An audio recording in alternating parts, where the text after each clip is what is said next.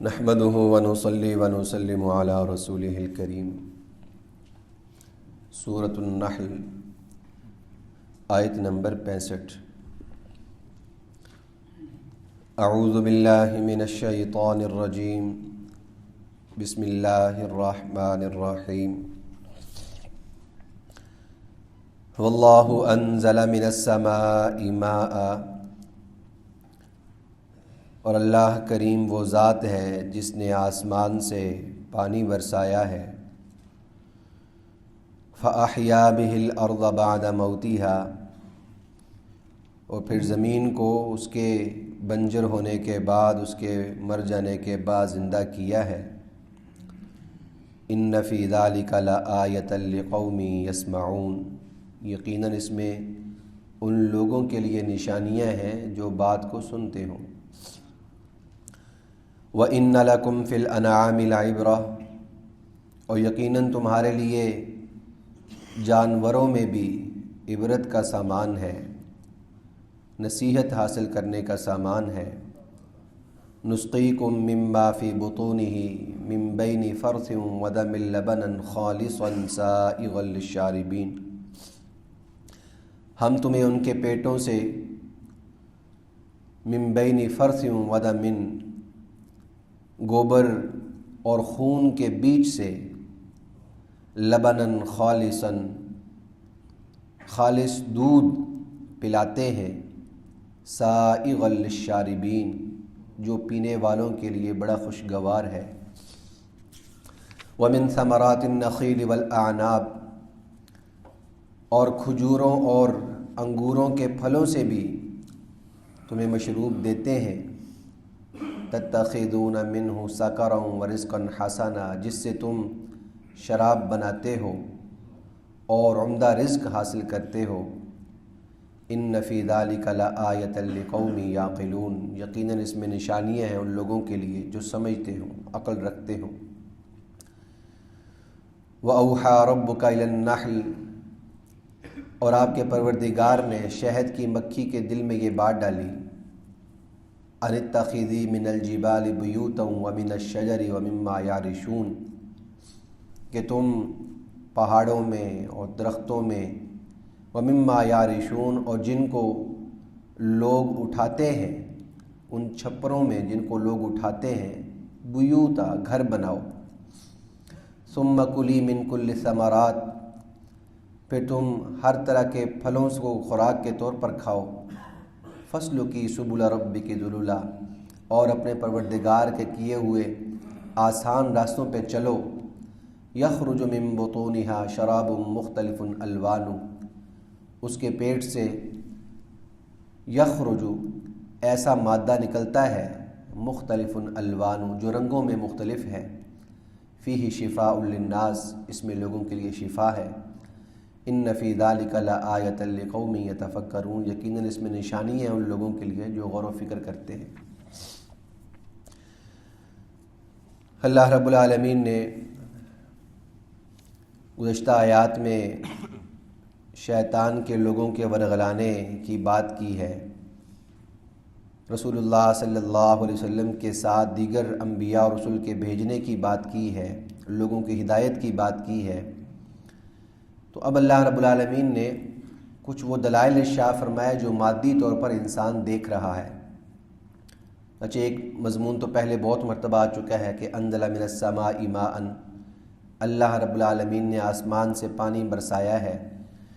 یہ پانی کاشتکار کے لیے، زمین کے لیے، کھیتی کے لیے کس قدر ضروری ہے یہ بتانے کی ضرورت نہیں ہے۔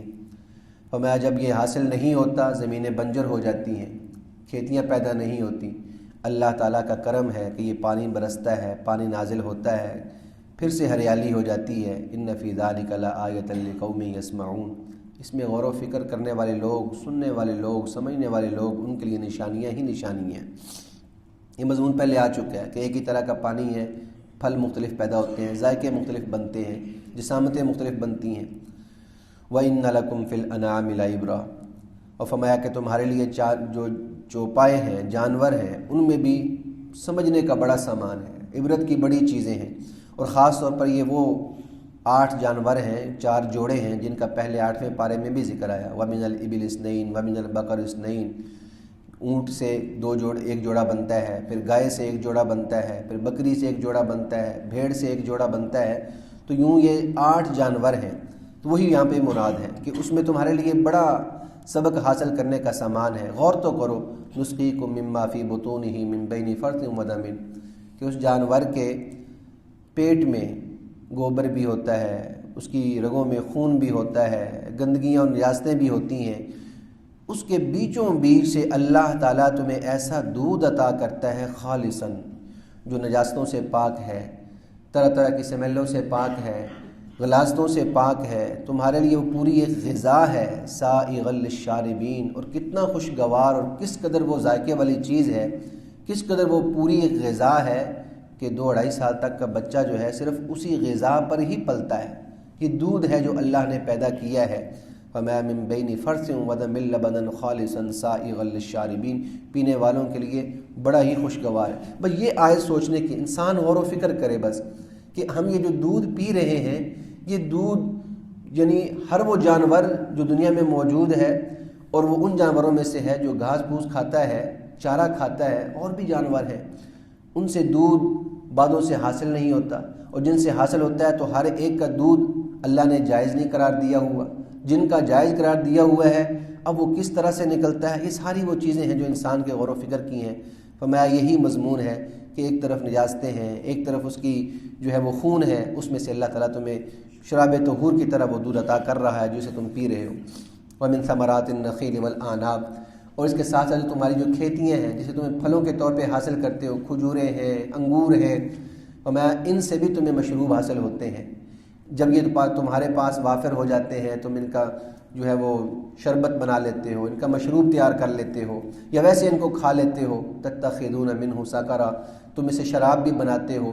یہ اس زمانے، چونکہ یہ مکی صورت ہے، ابھی تک شراب کی حرمت کے احکام نازل نہیں ہوئے تھے، تو یہ آیت شراب کی حرمت کے احکام نازل ہونے سے پہلے کی ہے، لیکن اس میں بھی ایک ہلکا سا لطیف اشارہ اللہ رب العالمین نے کر دیا کہ شراب کوئی اچھی چیز نہیں ہے، کیونکہ تقابل میں اللہ نے یوں فرمایا تَتَّخِذُونَ مِنْهُ سَكَرًا، جس سے تم شراب بناتے ہو، وَرِزْقًا حَسَنًا، شراب کے ساتھ حسنہ کا لفظ نہیں آیا، اس کو بطور رزق کی تعبیر نہیں کیا، لیکن جو آگے جملہ آیا اس میں فرمایا کہ انہی مشروبات سے خاص طور پر رزقاً حسنہ، تمہیں عمدہ اور پاکیزہ رزق بھی حاصل ہوتا ہے۔ تو جو شراب کے تقابل میں ہے، اس سے کوئی لطیف اشارہ کیا کہ یہ شراب کوئی اچھی چیز نہیں ہے۔ یہ وہ پہلی آیت تھی جس میں شراب کی حرمت کی طرف محض اشارہ ہوا۔ پھر پیچھے آیت پڑھ کے آئے یسألونک عن الخمر والمیسر قل فیہما اثم کبیر ومنافع للناس، کہ گناہ زیادہ ہیں اگرچہ تھوڑا بہت اس میں لوگوں کے لیے نفع بھی ہے، وہ دوسری آیت تھی۔ پھر تیسری آئی لا تقربوا الصلاۃ وانتم سکارى، 5ویں پارے کی آیت، نماز کے قریب نہ جاؤ جب تم نشے کی حالت میں، یہ تیسری آیت تھی کہ جس میں صرف شراب اس وقت ناجائز ہوئی کہ جب نماز کی حالت ہو، اس وقت اس میں پینے سے پہلے نماز وغیرہ مکمل کر لو پھر پی سکتے ہو۔ اور پھر چوتھی جو آیت نازل ہوئی انما الخمر والمیسر والانصاب والازلام رجس من عمل الشیطان، یہ شیطانی اعمال ہیں، نجاستیں ہیں، غلاظتیں ہیں، فاجتنبوہ لعلکم تفلحون، ان سے تم نے بچ کے رہنا۔ یہ 7ویں پارے کی آیت ہے۔ تو یہ 4 جو چیزیں ہیں وہ درجہ بدرجہ نازل ہوئی ہیں شراب کی حرمت کے بارے میں۔ آخری آیت شراب کی حرمت کی تھی، ان فی ذلک لآیۃ لقوم یعقلون۔ یہ ہے قرآن پاک کا فہم۔ اب کوئی اس آیت کو صرف سامنے رکھے اور یہ کہ اللہ تعالیٰ تو اسے ایک نعمت کے طور پہ گنوا رہا ہے، تتخذون منہ سکرا، کہ تم اسے شراب بناتے ہو، تم اس کو حرام قرار دے رہے ہو۔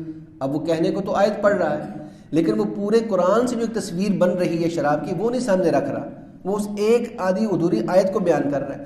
تو دین کا جو فہم ہے وہ جب تک تمام آیات سامنے نہ ہو، جب تک تمام احادیث رسول صلی اللہ علیہ وسلم سامنے نہ ہو، تو دین کی حقیقی تصویر سامنے نہیں آ سکتی۔ ایسا ممکن ہے کہ کوئی ایک حدیث میں دیکھ کے، کوئی ایک آیت دیکھ کے میں دائیں بائیں ہو جاؤں، لیکن جب تمام مجموعہ سامنے ہوگا پھر وہ بات حقیقت ہو کر سامنے آئے گی اور منقع ہو کر سامنے آئے گی۔ وَأَوْحَىٰ رَبُّكَ إِلَى النَّحْلِ، اور شہد کی مکھی کو بھی اللہ نے الہام کیا، اس کو بات دل میں ڈالی کہ وہ اپنا گھر کیسے بنا رہی ہے۔ یہ بھی ایک اللہ کی بڑی صنعت گری ہے، کاریگری ہے کہ اس کو کیسا دماغ دیا، وہ ایسا گھر تعمیر کرتی ہے کہ جو بذات خود ہی بڑا عجیب ہے۔ پھر اس کے جو ٹھکانے ہیں وہ پہاڑوں میں ہیں، اونچے ٹیلوں پر ہیں، درختوں پر ہیں، وَمِمَّا يَعْرِشُونَ اور ان چھپروں پر ہے۔ چھپر سے مراد یہاں پر جو بیل اٹھانے کے لیے، کوئی بھی بیل، کدو کی بیل ہو، انگور کی بیل ہو، اس کو اٹھانے کے لیے لوگ فریم بناتے ہیں، تو وہ جو فریم ہے اس کو یعرشون، چھتریاں، یعنی جو چھتریاں لوگ بناتے ہیں ان کے اوپر بھی وہ اپنا جا کے گھر بنا لیتی ہے۔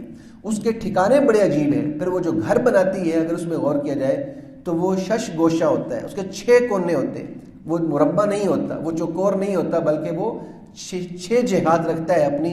تو ایسی صنعت گری ہے جو وہ مکھی جو ہے وہ گھر بناتی ہے۔ فرمایا ان تمام چیزوں میں تمہارے لیے اللہ کی طرف سے نعمتیں ہیں۔ اگر شہد کے بارے میں کچھ احادیث رسول صلی اللہ علیہ وسلم جو اس کے فضائل کے حوالے سے ہیں، جو ایک خاص مضمون ہے، وہ بھی میں عرض کر دوں گا انشاءاللہ تعالی۔ اللہ رب العالمین مجھے آپ کو تعلیمات اسلام پہ عمل کی توفیق عطا فرمائے۔ الحمدللہ رب العالمین والصلاة والسلام علی سید الانبیاء والمرسلین رب ارحمہما کما ربیانی صغیرا ربنا هب لنا من ازواجنا وذریاتنا قرۃ اعین واجعلنا للمتقین اماما اللهم انا نسألك الصحة والعفة والامانة وحسن الخلق اللهم ارنا الحق حقا وارزقنا اتباعه وارنا الباطل باطلا وارزقنا اجتنابه اللهم من احييته منا فاحيه على الاسلام ومن توفيته منا فتوفه على الإيمان بفضلك وكرمك يا أرحم الراحمين اللهم صل وسلم على رسوله النبي الكريم الأمين وعلى آله وأصحابه أجمعين آمين برحمتك يا أرحم الراحمين۔